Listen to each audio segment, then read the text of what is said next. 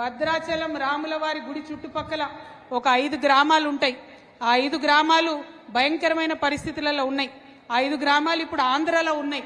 ముఖ్యంగా మన భద్రాచలం రాములవారి మాన్యం ఒక 1000 ఎకరాల భూమి కూడా ఆంధ్రాలో కలిసిపోయినటువంటి పరిస్థితి ఉన్నది.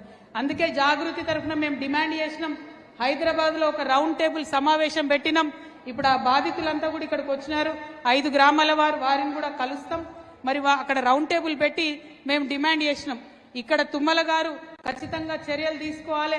5 గ్రామాలు ఆంధ్రాలో ఉన్నాయి, తెలంగాణలో కలపాలని కేవలం తెలంగాణ జాగృతి మాత్రమే డిమాండ్ చేసింది.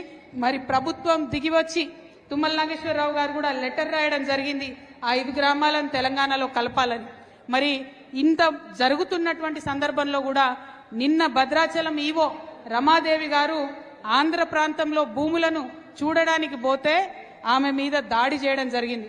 మన తెలంగాణ ఆడబిడ్డ, ఒక బీసీ బిడ్డ రమాదేవి మీద మరి ఆంధ్రాలో దాడి జరగడాన్ని నేను చాలా తీవ్రంగా ఖండిస్తా ఉన్నాను.